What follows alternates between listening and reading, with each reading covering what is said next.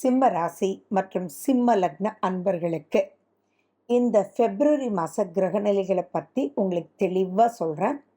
6ல் இவ்வளவு கிரகங்கள் அப்படின்னு கொஞ்சம் கூட பயப்பட வேண்டாம்.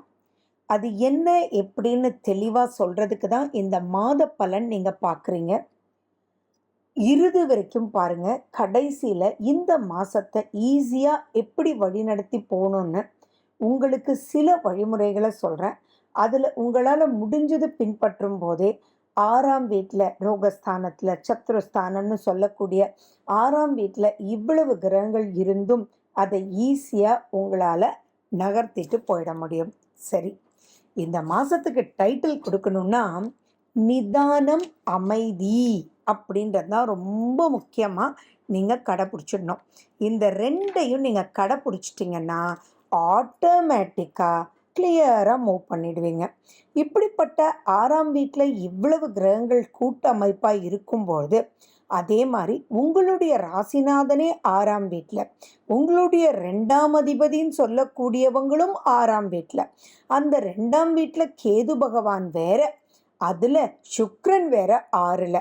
அடேங்கப்பா, இப்படி சொல்லிகிட்டே போகலாம். அப்போது எல்லா விஷயத்துக்கும் நீங்கள் என்ன பண்ணணும்? எதுவுமே இந்த மாதத்தில் முடிவெடுக்கக்கூடாதுன்றது ரொம்ப தெளிவாக நீங்கள் மைண்டில் வச்சுக்கணும். ஸோ அந்த முடிவுன்றது எடுக்கக்கூடாதுன்னு சொல்லும்போதே கோ ஆன் த ஃப்ளோ. எந்த ஒரு விஷயத்துக்கும் கோவப்படாதீங்க, எந்த ஒரு விஷயத்தையும் சிரிச்சிட்டு போயிடுங்க. ஆமாம், எதிர்ப்பு வரும், வருத்தம் வரும், குழப்பம் வரும்.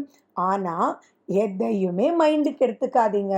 ஓ இப்படியா, இதையும் ஜெயிப்போமே அப்படின்னு உங்களுக்குள்ள ஒரு மனோபக்குவம் உங்களுக்கு வரணும். ஏன்னா பொதுவாகவே சிம்ம ராசிக்கு சட்டுன்னு கோபம் வந்துடும், சட்டுன்னு ஒரு டைட்டாக பிடிச்சிக்குவாங்க. இன்னமும் அது அப்படியே ரிஜிட்டே இருக்கிற மாதிரி. மாற்றம் ஒன்று தான் மாறாதது அப்படின்றது தான் உங்களுக்கு ரொம்ப முக்கியமாக புரிஞ்சுக்கணும். இந்த மாதத்தை வச்சு எந்த ஒரு முடிவுகளும் எடுக்கக்கூடாது. சரி, ஒன்றா பார்ப்போமா? இப்போ குழந்தைங்களா இருக்கீங்க, எஜுகேஷன் இந்த மாதத்தில் எல்லா டெஸ்ட்லேயும் ஃபெயிலு, ரிவிஷன் நடக்குது, ஒன்றுமே புரியலை, எல்லாமே புரிய மாட்டேங்குது. அவ்வளவு நல்லா ஹாஃப் இயர்லியில் மார்க் வாங்கியிருக்கீங்க, அதே சம் வந்திருக்கு. ஆனால் இப்போ பார்த்தீங்கன்னா நீங்கள் கண்ணா பின்னான்னு தப்பு பண்ணியிருக்கீங்க, எல்லா சாய்ஸஸுமே தப்பு. உங்களுக்குள்ளே அப்போ என்ன ஆகும்? டிப்ரெஷன் வந்துடும், கான்ஃபிடென்ஸ் போயிடும். அப்படி பண்ணவே கூடாது. இந்த மாதம் எதுவுமே முடிவெடுக்கக்கூடாது. வரலையா? ஆமாம் வரல, அப்போ வந்துச்சுல, என்னன்னு பார்ப்போமே அப்படின்னு நீங்கள் மைண்டில் நினச்சிக்கணும். சரி, மாத பலன் பார்க்கறதுனால இதுதான் ப்ளஸ். ஸோ இந்த மாதத்தில் நீங்கள் எழுதக்கூடிய எந்த ரிவிஷன்ஸ் எதுவாக இருந்தாலும் அவ்வளவு நன்மை இல்லை. நெகட்டிவாக உங்களை பேசுவாங்க. உங்கள் மிஸ்ஸே கூப்பிட்டு என்னாச்சு, உனக்கு என்ன ஆச்சு, ஒழுங்காக தானே பண்ணிட்டு இருந்த, நீ தான் வந்து ஸ்டேட் ஃபர்ஸ்ட் வருவேன்னு நினச்சா நீ கிளாஸ்லேயே லாஸ்ட்டாக வருவே போல இருக்கு அப்படின்லாம் பேசுவாங்க. பட் அதெல்லாம் மைண்டில் வச்சுக்காதீங்க. இதில் ஒரு பெரிய ப்ளஸ் என்ன தெரியுமா? குரு பகவான் அவ்வளவு சூப்பராக உங்களை பார்த்துட்ருக்கார். குருனுடைய பார்வை ஒரு பலம் இருந்தாலே அத்தனை விஷயத்தையும் திருப்பி போட முடியும். இங்கே நான் சொல்ல விரும்புறது, எதுவுமே மனசுக்கு எடுத்துக்காதீங்க. இந்த பிப்ரவரி மாதம் நடக்கக்கூடிய அமைப்புகளை வச்சு நீங்கள் இப்படித்தான்னு முடிவெடுத்துடாதீங்க. சரி, ஒரு எஜுகேஷன், ஒரு குழந்தைக்கே இவ்வளவு சொல்கிறோன்னா, வாழ்க்கைன்னு சொல்லக்கூடிய திருமணம் சம்பந்தமாக முடிவெடுக்கக்கூடியவங்க இப்போ ரொம்ப ரொம்ப ரொம்ப ரொம்ப எச்சரிக்கையாக இருக்கணும். அது சிம்ம ராசி சிம்ம லக்னமாக இருந்தாலும் இப்போ உங்களுக்கு கிடைக்கக்கூடிய எந்த ஒரு நிகழ்ச்சியுமே உங்களுக்கு சாதகமாக இருக்காது. ஸோ லவ் பண்ணிட்டு இருக்கிறவங்க, அல்லது லிவிங்கில் இருக்கக்கூடியவங்க, அல்லது நிச்சயமாகி திருமணத்துக்கு ஆன் தி வே ட்ராவலில் இருக்கக்கூடியவங்க கூட இந்த மாதம் கொஞ்சம் கேர்ஃபுல்லாக இருங்க. யார் என்ன பேசினாலும் அவங்க இப்படித்தான் எம்பளம் குத்திராதீங்க. இந்த மாதம் நடக்கக்கூடிய கிரகநிலைகளை வச்சு உங்கள் நிச்சயத்தை நிப்பாட்டிராதீங்க. உங்கள் முடிவுகளை மாற்றிக்காதீங்க. தயவு செஞ்சு தீர ஆலோசிக்கணும் அப்படின்றது தான் இந்த மாதத்தினுடைய மிக முக்கியமான டைட்டில்ன்றது ஞாபகம் வச்சுக்கோங்க. அதே மாதிரி வாழ்க்கை துணை வழியில் ஒரு 5 வருஷம் ஆயிருக்கலாம், 10 வருஷம் ஆயிருக்கலாம். இப்போ நீங்கள் மேபி உங்க மாமியார் வந்து வேற மாரி பேசியிருக்கலாம். உங்க மச்சாண்டார் வந்து வேற மாரி பேசலாம். அது எல்லாமே இந்த மாசம் நடக்கும். நல்லவங்க கூட கொஞ்சம் வெடுக்குன்னு அவங்களுடைய சூழ்நிலையில உங்க மேல கொட்டுறதுக்கு வாய்ப்புகள் உண்டு. ஸோ இந்த மாசம் எதையுமே நீங்க மைண்டுக்கு எடுத்துக்க கூடாது. ஸோ இவ்வளவு இருக்கும்போது புது பிசினஸ் ஸ்டார்ட் பண்ணவா போறீங்க? No, no, no, no.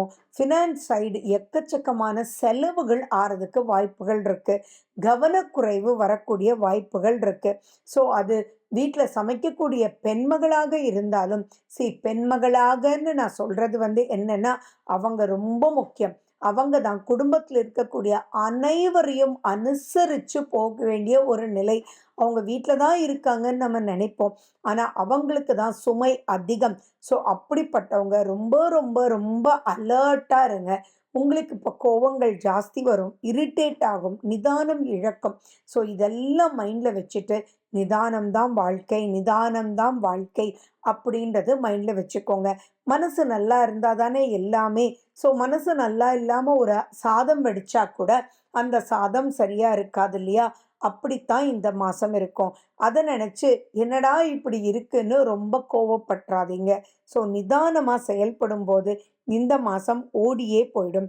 ரொம்ப முக்கியமா நீங்க பார்க்கும்போது உங்களுடைய திசா புத்தி எப்படி இருக்குன்னு பாருங்க.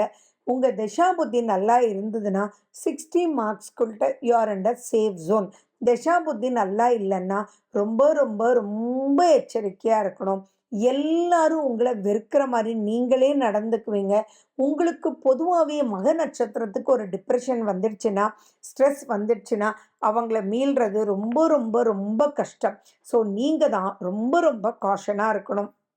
நீங்க சாதகமற்ற ஒரு நிலையில் இருக்கீங்க அப்படின்றது மட்டும் புரிஞ்சுட்டு, இது ஜஸ்ட் ஒரு 29 டேஸ் தானே ஓடி போயிடுமே அப்படின்ற ஒரு பாயிண்ட்ல இருங்க.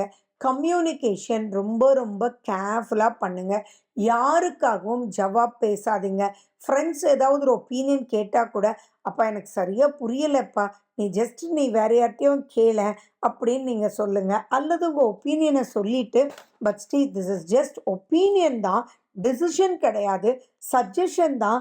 You decide for your best. You design பா. டோன்ட் டேக் த டெசிஷன் பா" அப்படின்னு சொல்றது ரொம்ப ரொம்ப முக்கியம்ன்றது ஞாபகம் வச்சுக்கோங்க. ஸோ இதெல்லாம் மீட்டு வர்றதுக்கு ஒரு பக்கம் என்ன பண்ணணும் அப்படின்றதுக்கு முன்னாடி, நீங்க வயதானவர்களா வீட்ல இருக்கக்கூடிய சிம்ம ராசி, சிம்ம லக்னக்காரங்க இன்னும் கொஞ்சம் எச்சரிக்கையா இருக்கணும். ஏன்னா வெடுக்குன்னு நீங்க பேசி 2ல கேது டோட்டலா குழப்பமாயி எக்கச்சக்கமான பிரச்சனைக்குள்ள மாட்டிடாதீங்க. ஸோ எந்த ஒரு விஷயத்துக்கும் கோ ஆன் த ஃப்ளோ. நிறைய தியானம் பண்ணுங்க. காலையிலயும் சாயங்காலமும் விளக்கேத்தி அந்த விளக்குக்கு முன்னாடி உட்கார்ந்துக்கோங்க. நாகமுத்திரை பிரச்சனைகளை தீர்க்கக்கூடியது நாகமுத்திரை. அந்த நாகமுத்திரை நீங்க பண்ணுங்க. அதே மாதிரி பார்த்தீங்கன்னா, மார்கபந்து ஸ்லோகம்னு ஒண்ணு இருக்கு. அந்த ஸ்தோத்திரத்தை நீங்க யூடியூப்ல டவுன்லோட் பண்ணி நீங்க காலையிலயும் சாயங்காலமும் போடுங்க. லக்ஷ்மி நரசிம்மர்னுடைய பைரவர்னுடைய 2 பேருமே உங்களுக்கு ரொம்ப உதவக்கூடிய வகையில இருப்பாங்க. சித்தர்னுடைய காப்ப போட்டுக்கோங்க. இட்ஸ் அகெயின் மனசு சரியில்லை அப்படின்னா ஆக்சிடென்டல் ஜோன்.